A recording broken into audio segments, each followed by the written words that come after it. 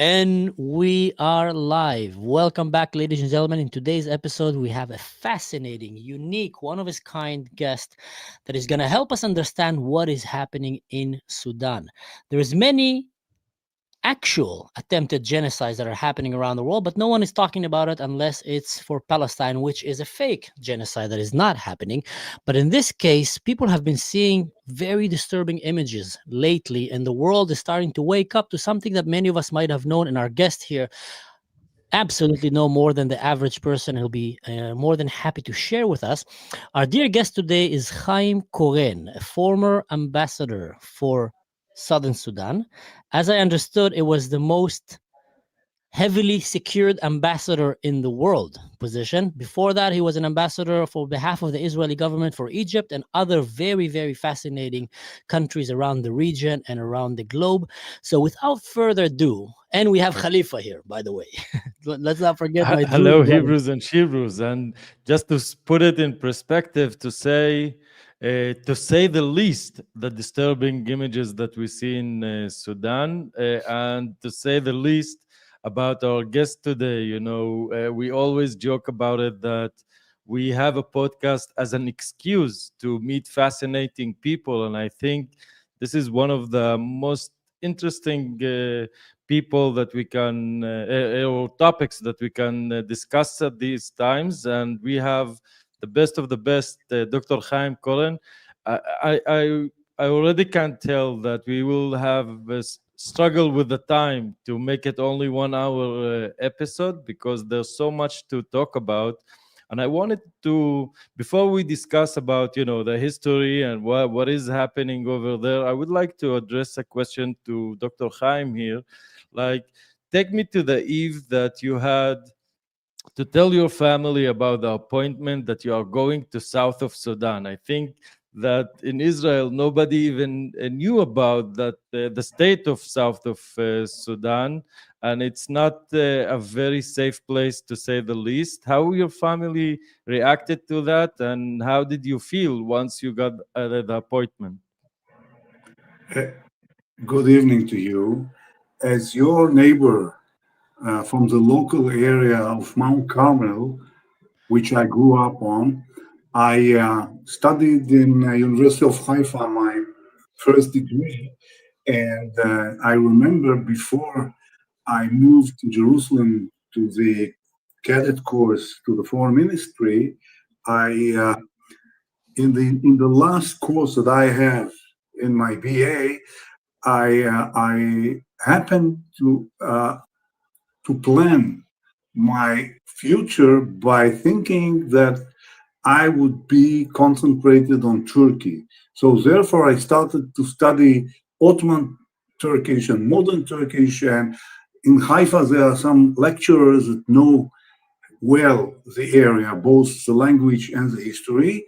And also, I have one professor who used to be director of the university, that he was expert for Sudan, well-known international expert, the best expert in Israel. And before I finished studying, he brought a guest lecturer from England that will give us a course about the Nile Valley, right?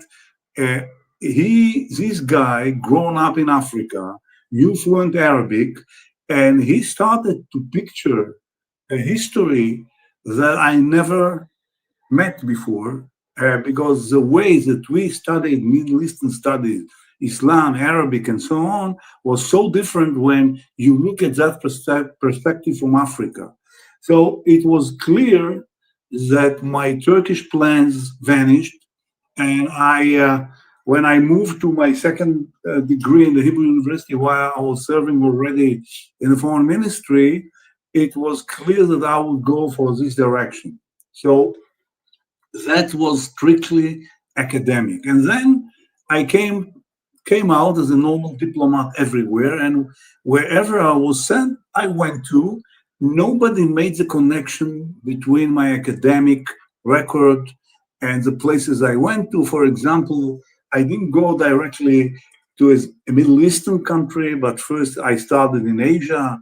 I served in Kathmandu, Nepal, and then in America and elsewhere. And during my tours, I had my PhD with the same professor that came as a visitor to my University of Haifa in early stage. And he brought me to the PhD about, believe it or not, about Darfur, or if you like to be more concentrated, it's about local archive in Darfur for a population from Western Sudan who was in a process of converting to Islam from a local, uh, uh, uh, I would say, a local religion. And by the time I had documents from archives from Darfur, very close to the place that the massacre just happened this week, and I happened to translate documents from that. That was a very poor Arabic in the 18th century, and by the time towards the 20th century, you could see by the archive how the Arabic was improved. But that's not the main issue. The main issue is what's happening to a population in a process of converting to Islam in place like Sudan, when the population is not Arab population, but rather African population. When we're And talking here about the Arabic improved and the population have been transforming, converting to Sudan, we're talking about a very violent process, right? We're talking about a process that involved, as far as I know, a lot of aggression and a lot of death toll. Is if that correct? only from mid 20th century when Sudan got its independence, because Sudan experienced two colonizations. One was the Ottoman one, or if you like to be academic, they called it Turco-Egyptian one from 1881, and the second was the British, and that was after the rebellion of the Mahdi between 1881 to 1889. I don't want to go into details, but that reflected heavily on not only on the borders, but rather on the identities. Now, so it happened that Darfur till 1916 was not part of Sudan. So the last Sultan of Darfur, whose name was Ali Dinar, was defeated by the British. And actually, from 1916, Darfur was part of Sudan until 2011, when South Sudan got independence, the country that I served as the first ambassador. That was the largest country in Africa geographically. Okay, but having said that, I don't forget the family. Don't worry. Uh, but having said that, you understand immediately that a society that contains three main hubs. One is in the north, which means Khartoum, Kordofan, and those areas. The population there, its origin is Arab Muslim. Arabs, as they said, they came originally from the Arab Arabian Peninsula. So they say that they belong to the dynasty of Ja'al, who was the uncle of the Prophet Muhammad. So therefore, some of the leading tribes in Sudan, in northern Sudan, called the Ja'aliyin on his name, and they are the elite in Sudan. All right, why? Because they sitting on the Nile in the Jazeera area, the Jazeera in Sudan, not the Jazeera that used by Qatar, because it's very fertile land and a lot of water, and therefore there's a lot of cotton and also cattle, very good cattle there. They exported it to the entire area, including to here, because they were both under the British mandate. And in the 30s, they started to export to us those cattle and cotton to here, and we have documents about that. So we talk, that's one center, or the most important center, the economic, political, social center of Sudan, Khartoum area, Wad Madani, and other places. The other center is in the south, which is an entirely different population. They are Christians, blacks, Africans. They are Christians, they converted from the 15th century based on the Christianity of Ethiopia, the oldest Christianity in Africa. And actually, there's no connection whatsoever between the North and the South because we're talking about Arab Muslims and black Christians. It's definitely not the same. Okay, that's a second center. The third center is the West, is Darfur. As I said, they are in a process of conversion to Islam, but they are African, not Arabs.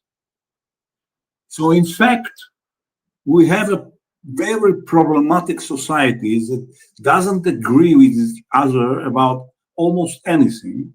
And add to that two more social issues, social religion issues. One is that the Islam that penetrated very strongly to Sudan was only in the 16th century, came from Morocco and Egypt, and that was Sufi Islam, which, as you probably know, not recognized by many establishments in Sunni Islam and Shiite as well. Okay, it's different from the first two waves of Islamization of Sudan. One by Prophet Muhammad through the Red Sea, crossing from Saudi Arabia, Riyadh, or Jeddah to Port Sudan or some other ports in that side of Africa, which was not successful. The other one was in the 10th century, came up from the Arab Peninsula, Sinai, Egypt, down to Sudan, basically stopped on the border between Egypt and Sudan. You can see it on the map as a very straight line called Wadi Khalifa, and actually did not penetrate it seriously to Sudan. So we have these three blocks within one nation state, right? Now, of course, colonialism added to that because If I may, just one small question, yeah, just to put it in perspective, because you mentioned the Sufi Islam. Is it like, it's more mystical form of Islam that many Muslims even don't consider it as right. Islam because it's too very light? Like we had Sufi Islam that allowed drinking alcohol and things like that. So, For example, but the most important thing that the establishment of Orthodox Islam rejects Sufism is because they're using or they are in prediction to the very important principle of shirk. Shirk means, as you know in Arabic, it's sharing. When a sheikh come to a degree of position that he thinks that he shared thing with Allah, that is impossible. That means that you are kafir, that you are not truly Muslims. That's very close to what's happening in Judaism, but in Judaism is not common. If you like to compare Sufism to Hasidut, do it. It's right to do so. Very similar, okay? But that's not the main thing. It's just a little explanation. Let's go back to the main issue. Now, when you have three blocks like that, and you have a tribal society, and Sudan is a very tribal, complicated tribal society, and the tribes, it depends where they're staying, they have fights among themselves and they have cooperation. It creates a situation that if you are not smart enough to build coalition, you never can control such a huge country like Sudan. Now, unlike Egypt, that is a very central rule on the Nile, and in Sudan, it's impossible. Not only because the huge place, but the so different, various tribal, I would say, legacies that you have to be a great politician to overcome and to bridge the gaps. And okay, that's happened uh, under the British. British uh, uh, preferred to take the Arab Muslim as uh, as their favorite because they setup was on the Nile and on the fertile area. There, and the British helped to build the infrastructure there in order to take the cotton to Manchester and to make a very nice cotton shirts from that. They had interest, like in Egypt, and also the Mhm. cattle. And so they made infrastructure in Khartoum area. They built Golden College, which became later on the University of Khartoum. They made um, um,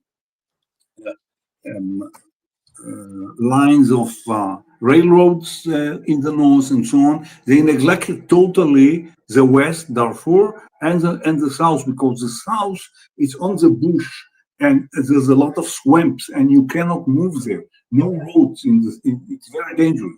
So they prefer to stay there. So that they created an elite in northern Sudan. Now, when I was a diplomat, I made my job as any other diplomat wherever I was sent. But in a certain time, I never believed that my academic studies will be in a way connected to my job because it was not even in the horizon that we somehow once we're going to have relationship with that area.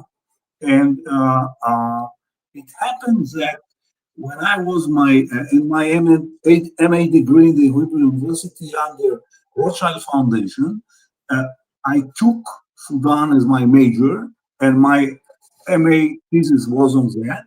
And it happens that what uh, my friend who studied with me at the same program, who became later on the general director of the foreign ministry, uh, he shows that in the end of the millennium, the 20th century, there are talks about uh, autonomy or independence to the southern part of Sudan. He called me and he said, "Look, Haim, you're the only one in the country and you are sitting in the foreign ministry. You cannot cheat me. I studied with you, I know.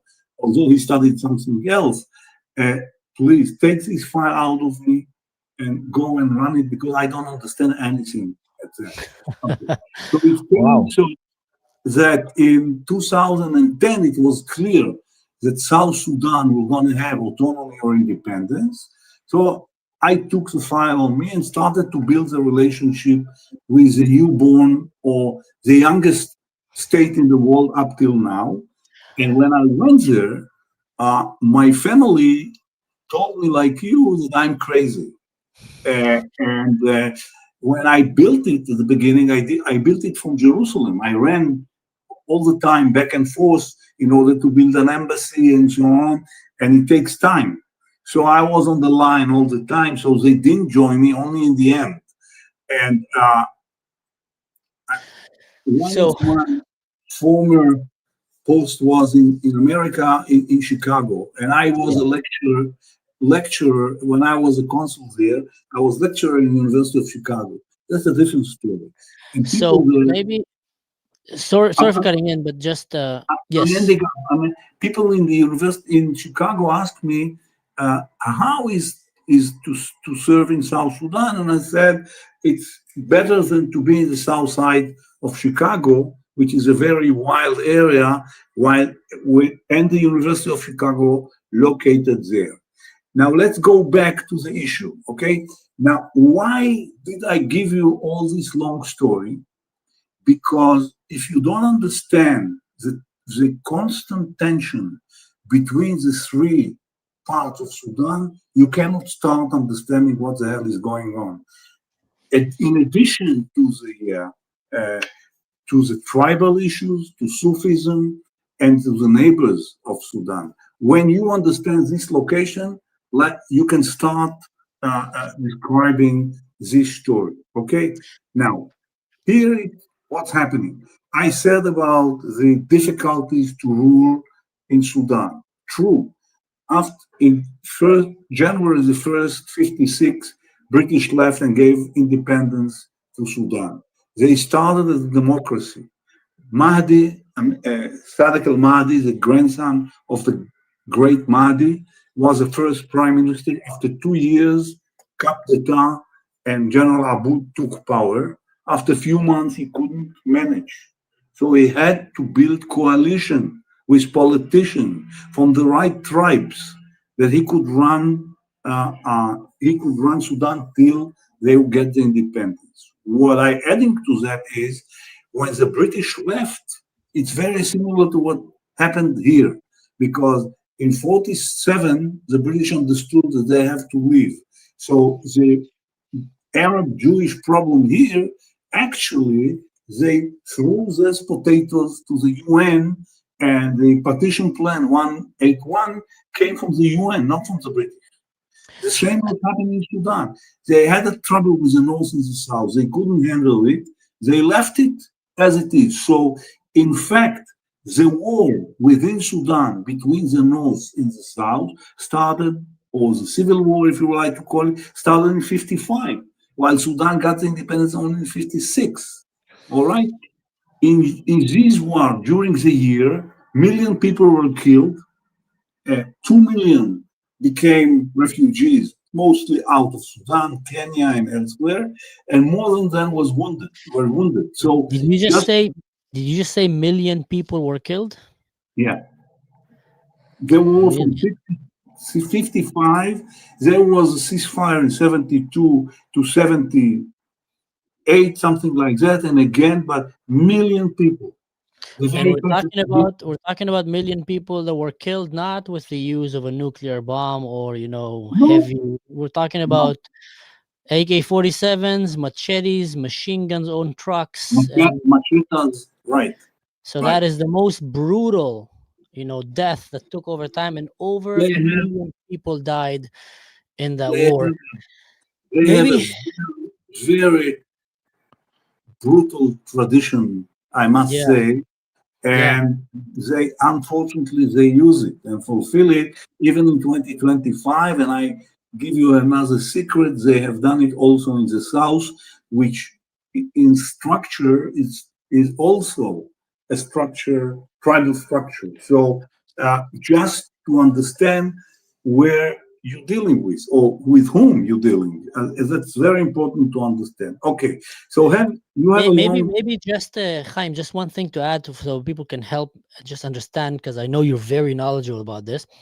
So, from what we understood so far, is Sudan is basically a sandbox of different religions and different tribal tension, and it's just been unleashed on one another for so long with such a heavy death toll. I actually have a personal story. One time, there was a Sudanese kid that was abused by his father, kidnapped from his mother, ended up in Israel. Me and my friends ended up adopting him and helped him until he became 18. And the age of 18, that was the part where, some of the kids were going back to Sudan because, we started having some kind of a relationship with Southern Sudan. And he was so excited that he's going to go and meet his mother. He never heard about her. He was kidnapped by her at a young age. And he was sharing with us how excited he's going to go look for his mother. And all of us in Israel, his friends, were behind him, followed him to the bus, to the airport, and, told him, please let us know, keep us updated. And we're excited to hear if he's going to find his mother. A beautiful story of a child looking for his mom. A few months later, we haven't heard anything from him. We get an email from him. I get an email.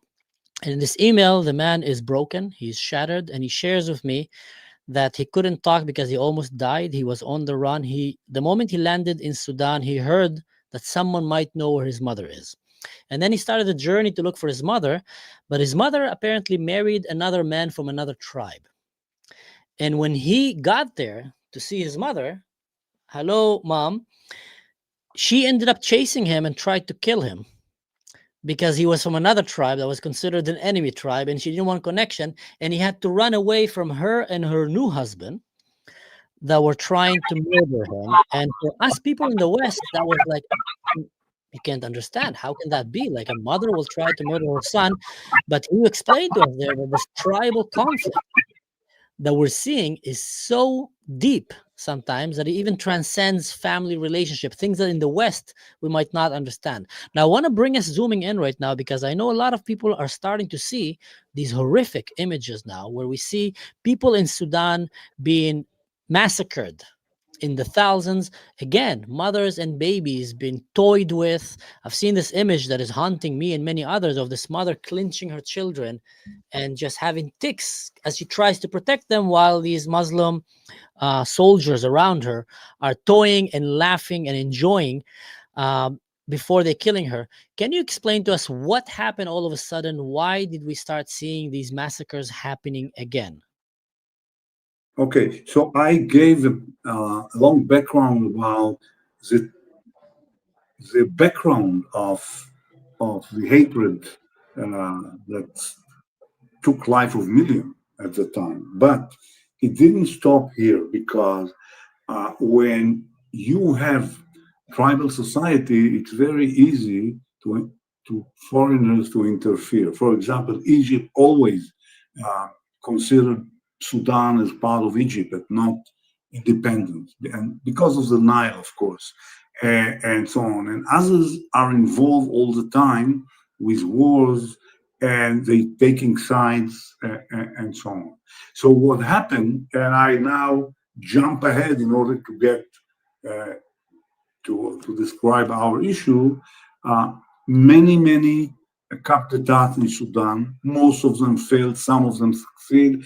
The most well-known are Jafar Numeri in '69, and at that time Sudan took the nationality or the identity of pan-Arabism, namely the ideology that supposed to unite the Arabs to control and to be one bloc in the Middle East and beyond. And Israel has some place that disturbed them, supposed to be destroyed, that headed in the 50s and the 60s and even later by Gamal Abdel Nasser, and Sudan joined it. In the beginnings, they didn't want Abdel Nasser to control them, and they made attempts to make a relationship with us, but it failed. And then they adopted that, and so in the 60s and 70s, they were part of the Arab League. As you are young, but I still remember what we called Khartoum Summit after the Six-Day War, which became very well known because of the Three No's Summit. That means after the Six-Day War, no recognition in Israel, no negotiation with Israel, and no peace with Israel. So that is Is, the is Three that No's is that Summit. is that why in the Sudanese passport it says valid for all over the world except from Israel? Only, Passport. That's right. crazy. And so that had started changing in the 80s because a new power came into the politics while Numeri was there. They always kept on the war with the South. Now they use militias. That's a very common among Sudanese. They have a local militia, one from one tribe or one sector. They used by the president, and in the 80s they call it the Murahilun. Those people worked for the ruler. They were Arab Muslims, and they started to come to the head of the south in Sudan then, that was part of Sudan, burning it, rape the women, kill the people, and so on. And when everybody came to the ruler and said, "What the hell is going on? I don't know who are they. They don't belong to me, not to the Sudanese army. I don't know who is that." They're local people probably, and he killed many people by that. The same story they adopted by Omar al-Bashir, who make a coup d'etat in 1989 and became a ruler. And instead of calling them Murahilin against the South, they called him Gingerweed and acted against the West, against Darfur. I'll go, into it in a minute. Okay. Now, what that enables them to rule with their own people by remote control against their domestic enemies. So that's in the end that the war between the North and the South were closed in 2011, and then they have the time. Although the West is Muslim like in Khartoum, but not Arabs. And they started in 2003, 2005. Why? Because the guy that Bashir brought with him, his name was Hassan al-Turabi, who was the ideologist of radical Islam in Sudan. At the 80s, he was part of line of radical theologians like Yusuf al-Qardawi in Qatar, like The Muslim Brotherhood. But just, you know, he was I very, want I have a small very question just to put things in perspective. So if I like just uh, try to sum up what you just said, is Sudan is very problematic place because of this ethnic and tribal background and the various religions we have in the West. Darfur, which is a oil-rich place. Just to add to the complicity of the things, the notion that places like countries like China actually um, kept the genocide going on it's for years just little bit, to. it's little bit more complex. The line I of know, I know, but I just need to finish my question. It's very complicated, I know, and for the average listener, this sounds like Chinese, I know. But the thing is, uh, I'm trying to understand. Like they are fighting because they want a central power. They want to force the religion. They want to fight over land. What is the main topics of the conflict between those three powers, just to say? so from the 70s of Jafar Numeri's to the 80s, end of the 80s and the 90s of Bashir, Turabi shifted the ideology from pan-Arabism to Islamism. And he was one of the most extreme theologians and political leaders who tried to enforce the Sharia, not only on Muslims, but on Christians, like he tried to do with, with the South. Now, that brought Sudan very quickly to be a radical, actually the only radical government, Islamist government was in Sudan.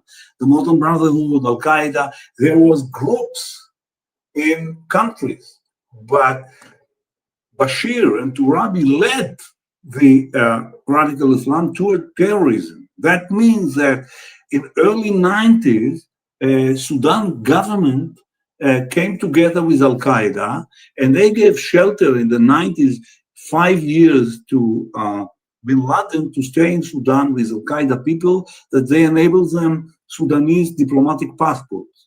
Okay? So they And really was connected directly to the terrorism. Now, that's important to understand. Now, they also were connected to Iran ideologically from 1979 when Khomeini made the Islamic Republic then. But in the 90s, they started to cooperate in terrorism with Iran. I'll go into it in a minute, okay? What does it mean cooperating with terrorism? In 1995, when it was clear that Sudan is radical Islamic country, they have an attempt to assassinate Hosni Mubarak, and he visited in Addis Ababa in 1995. They failed, but Mubarak said he blamed directly with his intelligence, he blamed directly Bashir and Turabi that they want to assassinate him, okay, with Al-Qaeda, because they disagree, like Muslim Brotherhood in Egypt, with the policy of Egypt regarding to Islam. Now, later on, they came with Al-Qaeda, make two attempts to destroy two American embassies, one in Dar es Salaam, Tanzania, and one in Kenya. And then that was in 98, and then President Clinton put them on the list of terrorist countries after the UN made them in the list of terrorist countries in 1995. So that meant that the sanction was so heavy that they became poorer and poorer. They couldn't bear to carry out the poor economy. So you had here a tyrant called Bashir that couldn't apply, couldn't give a good economy to its people.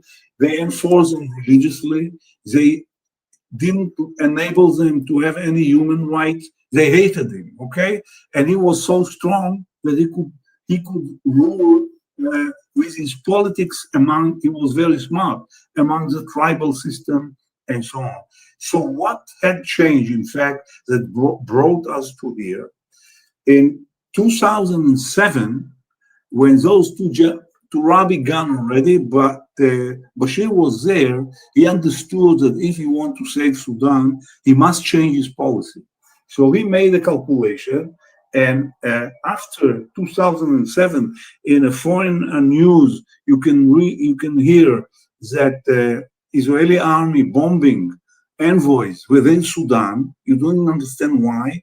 Later on, we found out that Iran, from Bandar Abbas, sent missiles to Port Sudan, and then Sudan shifting it to Gaza through Sinai and through Suez Canal to Hezbollah in Lebanon. Okay, and they went on, and they had also a factory near Khartoum that they could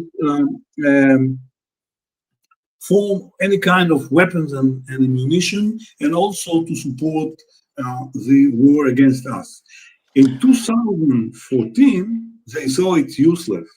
And once we bombed one of their missiles shift to Port Sudan, they made a calculation and said it's not worth it. So what the hell we have to do with Iran? And then Saudi Arabia started to talk with them and said, stop it with Iran, go with us, and you concentrate you. We give you instead better than what Iran can give you.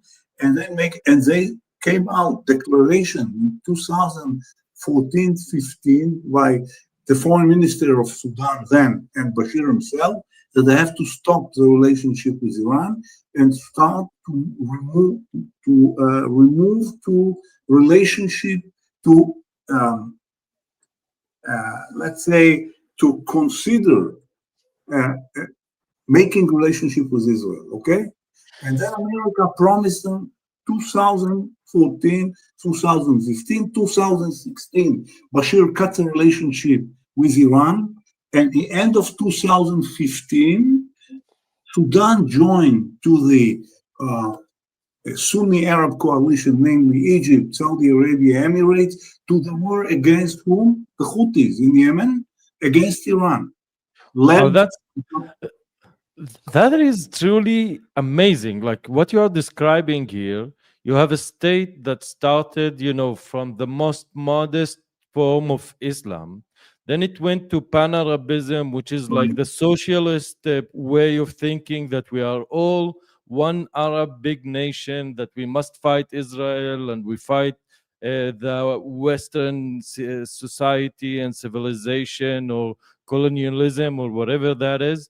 Then it went to Muslim Brotherhood, and you find here very interesting thing, the connection between the Muslim Brotherhood and the Islamic Republic of Iran, because I always say they are the same thing. Like Khomeini, when he was in prison, he kept reading Hassan al-Banna, the founder, the ideological father of the Muslim Brotherhood.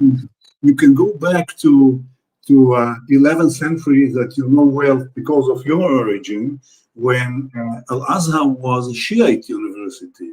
Before Amazing. Right. Okay, but that's a different story. And then you have like they go jihadist all the way. Al Qaeda sending terror and supporting Hamas and all those things, and Al Qaeda, and then you get a heavy sanctions, economical sanction, and that really shifts the ideology towards, or even for a large part of the community, let's build a nation differently. Let's put it, let's seek life instead of terror, which is amazing, because if you want to be optimistic, that, you know, for the Israeli average guy, that Islam is always gonna kill us and try to force Sharia laws on us. That's not that's not a constant. Things are Okay. shifting. People change, Let's which is proceed. amazing. Otherwise, we can't go to the issues now. Now, what happened is that that's very important, the story of Yemen, because where Bashir was the ruler, and a guy named Abdel Fattah al-Burhan was his chief of military staff, and he went to Yemen with the Sudanese army to help Saudis and others to fight the Houthis, the Shiite Houthis. And most of the Sudanese army that recruited to this mission in Yemen was based on the militia who called Janjaweed, the Arab Muslim people, that 90% of the Sudanese army was based on them. That actually meant that the Arab partners in the war against the Houthis were accepting these militia that were known, and they changed their name to the RSF and not Janjaweed, because they all knew, because the ICC blamed already them in genocide. And they were actually most of the Sudanese army in Yemen. Probably they were very good. And I don't know if you remember, but it's not important. In a certain stage, the Saudis failed totally in the war with the Houthis, and the Emirate quitted from the war, but the Emirate identified that the Janjaweed or the RSF are very good fighters. Okay? Remember that. Now let's go back. Bashir was they got rid of Bashir in the coup d'etat in 2090, and who took his power was actually Abdel Fattah al-Burhan and Muhammad Dagalo Khemeti, the head of this militia, the RSF, and they decided together to take this wagon out of the mud and bringing Sudan to new days. Now, the fact that they both were under Bashir and actually kept on his policy didn't change the reality at all. They and the Sudanese citizen were angry to see that nothing actually had changed. Now, America came in and said, specifically Trump administration, and said to Sudanese, if you want to move ahead, we will want to help you. So let's bring a third guy who is his name was Abdallah Hamdouk, who was a citizen, not a military guy, and he was most of his time out of Sudan. He was economist. He was expert in economy. He was communist in Sudan in the 60s. A very strong communist party, and he couldn't survive near those two generals. So first they got rid of him. Then by American pressure he got bad. Then he quitted. So actually those two gentlemen carried out the story. And when Trump initiated Abraham Accords, they both signed. Both Burhan and Khemeti signed for going to peace with Israel. Okay? That was in 2020. Now, let's explain what's going on now and how and why. As I said, General Burhan came from the elite in Khartoum, like most of his predecessors. Khemeti belonged to an Arab tribe in Darfur, Shaikia, that was used by Bashir to kill the non-Arabs, the Muslims in Darfur. Most of the inhabitants in Darfur are black Muslims, not Arabs. The minority is Arab, but the Arabs who live there, who are the force who killing the non-Arabs there, and Hemeti was from that tribe. His uncle was blamed by the ICC in genocide. He was not there then. The main genocide was in between 2003 to 2005. Almost 500,000 people killed then. Okay, That's nobody. what I wanted to ask you. Like you're talking about 2020, but the Darfur genocide started in the early 2000. You say 500,000 Half a in million, almost half a machetes. million, between only 2 years, between 2003 and 2005. It kept on with waves, not that strongly, but all the time. You know, Because, Khalifa, you know why I think that the activist world, especially in the United States and Europe, is such a fake activist world? Because you have all these Black Lives Matter movements, and what's happening in Sudan, to summarize it very shortly, is the brown man is killing the black man, and they're just killing them in the hundreds of thousands in the most horrific way, and filming it and recording it and shouting Allah Akbar as they do it, killing themselves, by the way. And now all these activists that just a week ago cared about Muslims and cared about Palestinians are just silent. All these activists who cared about children are just silent. Not a single one is talking. Why? Because this time it's not a Jewish person or a Christian person or a white or an American or a Western person that is killing the enemy to bring back his hostages. This time is actually a Muslim killing a Muslim and a Muslim killing a Christian, an Allah Akbar person killing I love Jesus and I love Moshe person, and nobody cared. They're just silent, and it's just despicable. Now, if you don't mind, Chaim, I have a very interesting question, because I've been following these trends of how the Western media is shifting their movement, handpicking activism that they want to pick on. I want to fight for this. I'm ignoring that. Now I'm seeing a lot of people seeing the images of from Sudan of what's happening. It's going insane, but they're starting to shift and blame Israel and Saudi Arabia. So you have a Muslim Arab raider going and just killing black Christians and black Muslims.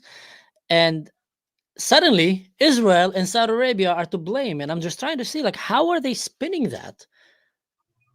In what ground can they blame Israel and Saudi Arabia here for what is happening right now that we're seeing? okay, first I wrote, after our war here, I wrote a piece about it. I sent it to you. You can use it and you can shift it, no problem. But Thank you. I also said that and wrote also that how the world ignored. It's not that they didn't know, they didn't want to know. As well as now, it's not it's not Israel and Saudi Arabia. They blaming Israel and the Emirates. Who's doing it? Qatar. Why? Qatar has its own problem with the Emirates, and Emirates are blamed to be involved in what's happening in Sudan with Hemeti, which is true, by the way, partly, not everything, but Qatar using it as many other issues to go against Emirates. And by the way, I also sent you some cartoon about it, how they use it in a very anti-Semitic way. And actually, we're talking strictly about racism, about Arabs killing non-Arabs. That's all. They're both Muslims. Yeah. Okay? So It's not. Qatar's propaganda is even reaching Muslims killing Muslims, and they choose to play with that to blame Israel Other. and the Emirates. It's I amazing how sent deep the you Qatar few things propaganda that is going. I wrote and we wrote in the last few days about it. But let's explain. Now, when Burhan was leading the Kaptetas, it was fine because Hemeti came with a lower tribe, not in the center, that not used to be ruler of Sudan. He came from a small Arab tribe in Darfur. He was actually camel shepherd, and then he became a leader. His uncle brought him to this leadership. And in a certain point that they worked together after 2020, he wanted to make a representative and be the first one who coming from a local tribe and not from the hegemony and take the power by it. And he has a very strong leadership. So he came in 15 of April 2023, rebelled against Burhan, and then started a war. Now, in this war, who actually they kill? Sudanese people. They own. So Hemeti is strong in Darfur because that's their area that they used to kill people. But the truth is that Burhan too killed many people, butchered them, if you like. And at the first stage, Hemeti, the deputy, was on the upper hand. So Burhan ran away from his palace in Khartoum and made his headquarters in Port Sudan. Up till now, he's here, and he was a little bit not on the upper hand. Now, coming back, I said in the beginning that sometimes it sounds like a local marginal conflict. But I said not only it's not local and even not regional, it's global issue. And here is a problem. Now, Hemeti is very smart, and he, by the way, I said it, but both of them signed on Abraham Accords, and both of them force the relationship with Israel, even now. Okay? I cannot elaborate, but that's the situation. Now, when they came to fight, Russians supported by Wagner forces, Hemeti from Darfur, Egypt and Saudi Arabia supported Burhan, and the other were not really involved. Now, it was happening that Emirates and Russia supported Hemeti against Egypt and Saudi Arabia. Okay? Now, keep in mind that the story was April 15, 2023. Let's go back for a moment to our war that started in October 7, 2023, few months after. What happened before then? In April 2023, you probably pay attention that there was a conflict between Saudi Arabia and Iran, and who came to mediate? Remember? China. And he succeeded, China succeeded. The time that they created the evil, axis of evil means China, North Korea, Iran, Russia, with the proxies of Hamas, Islamic Jihad, Hezbollah, and all these places. And they intended not only to destroy us, but also to control, to go and take the hegemony from the US and to control other parts of the world, such as the Red Sea, such as Africa, which China controls more than 4 decades already. And they penetrated, the Russians, through Sudan, from the Red Sea, through Darfur, to what we call the Sahel zone, which means Libya, Chad, Niger, all the way to Mali and to Burkina Faso, and they succeeded. And that was usually under the French colonialism up till now. So all of a sudden, in the last 2 years, you could see coups d'etat in Niger. The prime minister, the Democrat prime minister Bazoum, was replaced by coups d'etat, and all behind the Russians were there. And they, after the coups d'etat, they said to the French and to America, we don't want you anymore, we go with the Russians. Now, they building the base, and if you see the map, you see Sudan on the Red Sea and the gate to Africa, and very close to the Arab Peninsula, how important Sudan strategically is. So all involved. Now, that's not all the story. Now, when Burhan, one of those who signed Abraham Accord, saw that he in a very bad situation, in 8th of October, a day after, he renewed his diplomatic relationship with Iran. Why? Because Iran sent him drones and weapons and to fight against Hemeti. Okay, when the Russians saw, I told you It's very complex.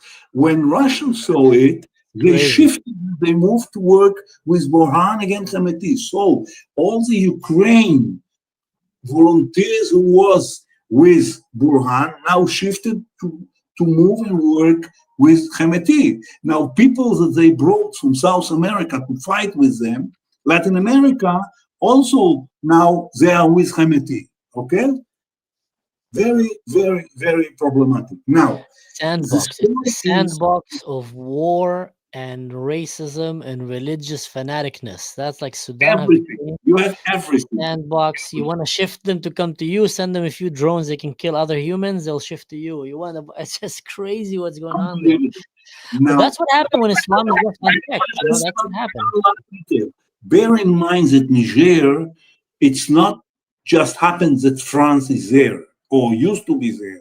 It's a main sources of uranium in the world. So no wonder why Iran is heading to through Darfur. They're heading to come to that area because they have their own needs on that. Okay, go ahead. I find it extremely interesting, all what you just said. But I think that first of all, you know, the sheer numbers are crazy. Like you just, all every people in the, you know, in the West think that Israel is the source of all evil and she's doing a genocide. And in just like the last talk you just mentioned, in the 60s, million people died. In the early 2000, 500,000 people were butchered. And now we are talking about, I've seen now pictures of people, you know, being buried alive. And now you're speaking about how easily they shift from one part of, Time to the other. that's absolutely crazy. But there's also one interesting aspect of it, just to put it here for the Israelis, is that Israel is very cautious of, you know, intervening in other places, with the exception of Sudan, because, you know, we had some experiment with Kurdistan trying to help them, and then in south of Lebanon. But Sudan, due to its strategic place, it's a place that Israel has a stronghold and actually doing a lot of work for with its allies. But from what I understand from what you just mentioned, that it's very complicated because all the superpowers are basically fighting with Sudan. Is it just because it's on the Red Sea? Is it like what is the main thing that attracts all those powers to come to Sudan? First, you can see what happened. It became very clear to the public in the war now with Gaza, because after the Houthis maintained their issues with the ships that moving on the Indian Ocean and the Red Sea, it was clear how important this area is strategically to the world. Now everybody is involved, and that's where, including Sudan, but Sudan is not the only one. The rest are very involved. But Clinton. what I'm trying to say is that if it was the hands of Hemeti and Burhan, we might have been solving it. But so many interests are involved with big superpowers that becoming a bit, and they still want a relationship with us. And when I asked my people in both sides, what the hell is going on? And Burhan people, how come that in the 8th of October, they shifted the relationship with Sudan? So he said to me, and it was published. He said, not to me, or not only to me, he said in the media, he said, you didn't want to supply us with weapons. And so we shifted and moving to the Iranian because we are ready to take Wow. weapons even from Satan in order to survive. And against whom? Against their own people This that is they work insane. together. Now, we said, and rightly so, we cannot supply weapons when you killing your own people. It's not I mean, it's why should we supply to you and not to the others? Say we're not supply. So they were disappointed, and he said, "You made a mistake. Now we're going with it." So uh, that's Speak the about situation. dance with the devil, the saying, dance with the devil. That's exactly it. They're your friend if you let them have advanced weapons so they can kill in the name of Allah their own people. And if you stop giving them the weapon, then they will go with their enemies or your enemies because not because they're good, not because they share any common values with you, just because they want to kill their own people. That is mind blowing. But, ladies and gentlemen, that's why I keep saying in my show Islam unchecked always falls down to catastrophe. That's why the only Muslim countries you see around the world that are actually doing good are the ones that have very strong leadership and very strong regulation that doesn't allow Muslim brotherhood, doesn't allow radical forces from outside to come and provoke it into violence because, inherently, it's much, much, much easier to provoke into racism and violent in that kind of ideology if you compare it to Judaism and Christianity. Not that they are not. No religion is immune to being manipulated to be used as a violent tool of violence, but what we're seeing around the world when it comes to that religion particularly is just extremely easy, and you need to have very strong rules to put in place to prevent it. And Sudan, just like you said, has been run by a bunch of maniacs who just want to kill their own people because of the color of their skin and because of their Mansour, religion. I see it a bit differently. If I Please. truly respect your point of view and it's valid, but reality is complicated in sometimes. And I think that the story here shows us how political Islam, what we know as Islamism, it takes a decade or ages old conflicts. The Arab in Sudan are traditionally, the slave traders, and the other clan is the slaves, and you have this anonymous, this hatred between the two of them, and a leader or some prom- uh, prominent figure could take Islamism and use it as a tool against the other side, just for to rally the people and find way to gather up the people and say, yeah, it's for the name of Allah, but everybody knows it's a lie. Right. So this is how I see it. No, that was So exactly my point. I That it's just easily remind you manipulated to violence. that is the bloodiest conflict in the world today, worse than what's happening to people in Yemen, worse than it happened in Congo and Rwanda right now, and they don't want to go into it. The media in the West, they refuse. They prefer to concentrate on other issues, our issues, Ukraine issue, not here. That's interesting how the media is handpicking which issues they want to bring to the table and which are not, regardless to actual facts on the ground, like regardless to real numbers and real intent. There's a place where there's way less deaths and there's no intent for a genocide, dictionary intent, but they would put all their focus on that. There's a place that there's a real genocide, real actual numbers to support that genocide, and a real intent. Just ignore it. But anyway, we're getting close to the end here. And I just want to say that this was, a fascinating conversation with you, Dr. Chaim. You are a book of knowledge and history about what's happening in Sudan. Obviously, you lived the culture there and you breathed it. And I'm sure you have a lot of your contacts there that you still can talk with them. If we can, in just, let's say, 1 minute, summarize right now who is killing who in Sudan so people can understand what is happening here. Just, bullet point, summarize it, and then we can leave our viewers, please leave comments and just share with us everything you have here to let us know. Okay. In from the beginning of this millennium, uh, basically Muslim Arabs from the north killing African Muslim from Darfur area, which is the same nation state. Okay. Recently, this is going on during in the last almost 25 years. The leadership of Sudan, namely both Hemeti, who is the butcher from Darfur that made recently these awful things in those days, uh, joined to Burhan, who were relatively was more, I would say, more relaxed than him, but he is also butchering people, Sudanese people, who are revenge to Hamiti and so on. And altogether, he also was blamed 2 months ago by the UN by convicting genocide, what they said about Hemeti before. Now, how can you run a country when you make it genocide from all your people,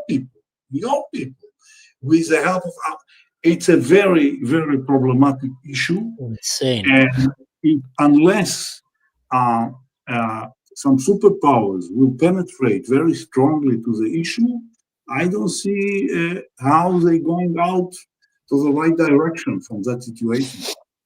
I was thinking someone asked me today, a dear friend of mine that had the same friend that I shared the story about from Sudan and others. He told me that it's heartbreaking. He told me, what do you think can possibly be the solution? I said, it's a very complicated issue, but I think the start of the solution could be what we saw right now Donald Trump doing with Kenya, which is coming and telling them, if you keep killing Christians, we're going to come and we're going to kill you. And I think, or put sanctions, or etc. I think until the West will stop ignoring this issue and will start demanding that they stop it, or else they will suffer the severe consequences.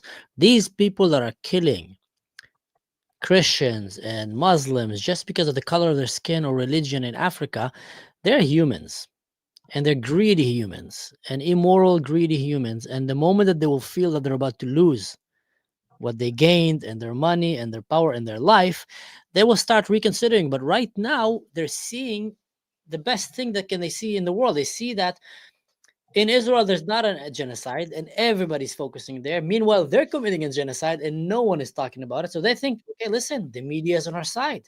They're giving us green light. We can do whatever we want because they keep killing. We can kill million. They don't care. They're all focused on Israel. They're all focused on America. No one cares what we're doing. So actually, the world leaders and the world media is playing to their hand by empowering them to continue. And until the West will start putting its boot on the ground on the table and says enough is enough. We're not gonna allow you to genocide Christians. We're not gonna allow you to genocide Druze, to genocide Muslims, to genocide any group. Basically, we're not gonna allow it. It's gonna continue. That's what I think. You know, You- and it's absolutely disgusting what the media is doing, because there's a pattern. Once Muslims are killing Muslims, that's no news whatsoever. Yeah, they can keep, and once you say something bad about Islamists, they will say that you are Islamophobe and trying to wave it in your face. But Well, they are actually the racist ones, because they say these people doesn't matter. 100,000, 200,000. Like for the past month, you have tens of thousands of people being killed in the most heinous ways. And people, once you say genocide, they speak about Gaza, and that's disgusting. That's absolutely That's disgusting. crazy, crazy. But anyway, Khalifa, we wanna tap it into the 1 hour. We did 1 hour and 8 minutes. That's great. Uh, Chaim, toda raba, shukran, shukran. Why did I say shukran with a Hebrew accent? Shukran jazilan. you got used to it. I got In used to it. Arabic, in Yeah, Egyptian Arabic, you would say احنا مشكرين جدا جدا. احنا شاكرين جدا جدا. عايز ايه رايح فين? يسعد So به. Iowa. So thank you very much. I just want to quick thank you to all the guests. Easy, that's thank you so much for this. I don't know which currency is that is. I was fascinated to see. It's Japanese. Where is that from? Thailand? Anyway, I'm gonna Google it later on. But thank you so much for this super sticker. Ainora, thank you for being the legend that you are. And moderating the show for us today. And again, I want to say this is our guest for today, Dr. Haim Koren. You can go and find him on social media as well. Follow him, read the books and the articles. He's obviously a hub of knowledge when it comes to these topics with a lifetime experience and boots on the ground experience. So we want to thank you so much, Dr. Haim, for coming here and giving us from your time. And with that said and done, ladies and gentlemen, I just want to remind everybody the old saying in the book, don't do anything stupid. And in general, don't do anything that I would do. Or in general, just make good choices and your life will become better. And in that case, stop supporting radical Muslim jihadists anywhere in the world. They're not your friends and they don't want to do anything good.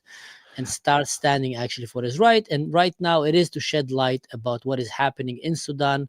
Jokes aside, it's a serious crime against humanity that is happening there, and many innocent women and children are paying their lives. Doesn't matter which religion, Christians, Muslims, atheists, tribal. They're just innocent people that are paying a heavy price. And if there's any way that we can help, sitting from our home is actually by sharing videos like that and sharing the voice and sharing the images to bring it up to the attention of the world, because we've seen the way that it works. When no one gives attention to something, the world just ignores it. And that is a little bit that we can do. But with that said, Khalifa, do you want to say any final last words here?